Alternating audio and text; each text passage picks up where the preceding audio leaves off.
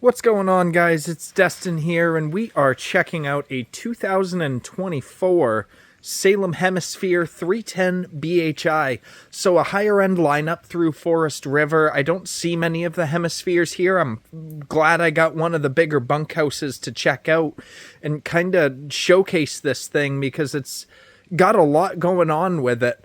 As you guys know, I'm a Keystone Cougar dealer here, so this is kind of their direct competition.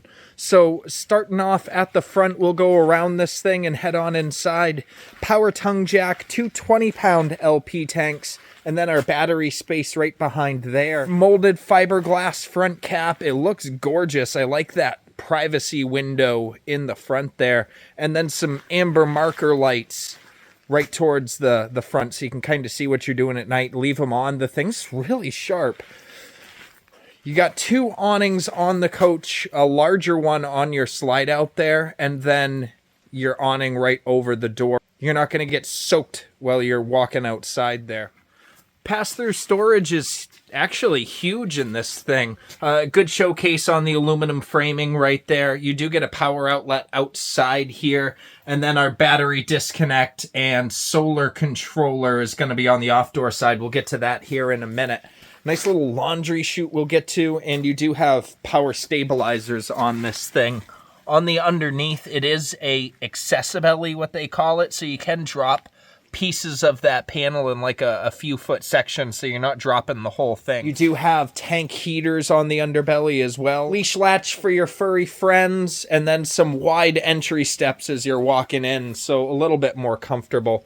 You do have a outdoor TV setup in case you want to add one, and then there's a good shot of the tinted windows right there. They look nice. On the underneath of this thing, I just wanted to point out you do have a little bit wider suspension stance on this comparative, so a little bit easier to manage going down the road. You got a large mini fridge, you got a fully plumbed sink, you got a pull-out grill here, there's a quick connect right underneath. You got a beer opener, which makes the whole thing. Little bit of storage up above, and then some power outside here too. I like that it's actually tall enough to stand under, so I'm 6 feet tall, and I still have plenty of space here. On the back end, pretty standard. You're going to have an outdoor shower set up. All your hookups are on the back side there. Your cable in. You got lippert ladder prep, backup camera prep, and then a little spot for your sewer hose right in the back. You do have a receiver hitch on this too. I think it's good for like 250 pounds. That's what the sticker says at least. And then let's get towards the back here. So one thing I'm really liking that I'm seeing, these are solid laminated slide out walls instead of the Bowen that I'm used to. Also up on top on the roof there, that is a one-piece fiberglass roof on this travel trailer, which I don't see in the travel trailer segment very often. Underneath, there's our powder-coated frame. It looks good. We do have a couple of tank dumps on this one. So there's our rear right there. And then towards the front, we're going to have our other one. So there's our main tank dumps in the front there. Tankless hot water heater we'll get to here in a few minutes, and then a 50 amp connection on this camper. On the off-door side here, let's flip this open. There's our battery disconnect. There's our solar charge controller, and the only downfall I can see, there is a little bit of space lost from the bed mechanism, but we'll get to that in a minute. Let's get on inside this thing. All right, headed on in. Like I said, we got the big entry steps, which I like to see. Little grab handle here. And then right as you walk in, here's the layout. So really open for a bunkhouse kind of setup. You got opposing slides here. It is a long coach and it is a big coach, but if you got a seasonal sort of setup and you need the extra sleeping, it's not a bad rig here. So let's start off in the back. We're going to go into this bunk room and start off here. So those are our tinted windows from the inside, so you can see right out of them. It's really nice. We got this arched ceiling here, so a little bit of an arch, a little bit more tall person friendly. And then these are our curtains that they're doing now. So a little bit more residential, blackout shades on them, and they're even doing window trim now, which It looks clean. It's nice to see. In the slide out, you're going to have a flip-up bunk up top, a queen-size bed down bottom that's in couch form right now. And then across from that's going to be your entertainment center, storage on both ends with a wardrobe drawer underneath, and 110-volt power and USB chargers. Double-sized bunk up top here. And let's keep going. So this is really the claim to fame of the layout here is going to be the living space, because for a bunk room, it's just going to provide really more than pretty much anything else on the market. So in the back here, you're going to have a coffee bar area, King Wi-Fi prepped. You have 110-volt power convenient right there. Tons of storage up above. Down below, you're going to get even more storage. There is some services underneath that, so it's not full length, but still not a bad setup. Furion fridge towards the back here, which I'm seeing in a lot of coaches nowadays. Pretty standard. And then look at that kitchen. So storage-wise, you're going to have 3 pull-out drawers here. Pretty deep.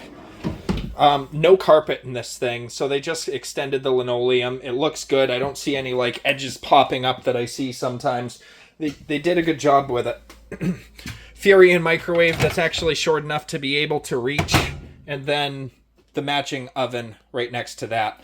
There's a pantry right here, which is pretty much walk-in sized. Motion sensor light right there. Oh, it must be off. Oh well. Motion sensor light, but walk-in pantry. And that brings us to our island. So giant 1-bay sink. You have the strainer, residential faucet. I like the brass that they did too. And underneath, even more storage. No soft close drawers, which I'll take points away from that. Cougar upgraded to that, but still not a bad setup here. The dinette is large, drops down to a bed. You got storage underneath on both sides, and a giant recliner setup here too. So I think it's rip cords, because they're starting to do away with the electric end of those recliners. But that is right across from our TV area here, which widescreen TV. Underneath you have the sound bar, you have the fireplace, and then some outlets right underneath there too. So really not that bad. As we keep moving up the coach here, you're going to have your control panel right as you walk in. So tank heaters come equipped on this one, all your slide out controls, both your awnings, and then your tankless hot water heater right up above there. Bathroom for the coach is a little bit small, but it's workable. So they gave you an angled bathroom here, so you got a decent amount of leg space when you're on the commode. Showers, not bad. Not a bad size. They do give you the head bubble. You do get a exhaust fan in here, albeit it's a little bit small. Storage, however, well, a little bit thin there, but it's usable. Maybe we do some linens or something like that. Spot for a little trash can right there. And then a full-size medicine cabinet as well. And as I mentioned, you're all wired up for solar. They do the connectors right up on the roof. It's prepped and ready to roll here. And let's get into the bedroom. So there's our second air conditioner. Of course, you have your main air conditioner. This one's a main dump right into the bedroom. Keeps you nice and cold. You have your Versa bed is what they're calling it here. So it's up on a tilt right now. On both sides, you're going to have wardrobe space, overhead wardrobe space. Can't really get the view of it with the bed up, but you can see the window in the front there, which is really nice. Underneath here, you're going to have your laundry chute. And the kicker is in the back here. You either got stackable washer dryer prep or one heck of a wardrobe. So really, for a seasonal, longer kind of camper, this is a nice setup for the extra space. It is only a 1-bathroom, but they've done a lot of tasteful upgrades this year, and I think really hit the mark. If I missed anything, happy to answer any questions. Leave a comment. I answer all of them, or try to at least. Thanks for watching. Make sure to follow along for more walkthroughs, and we'll see you next time.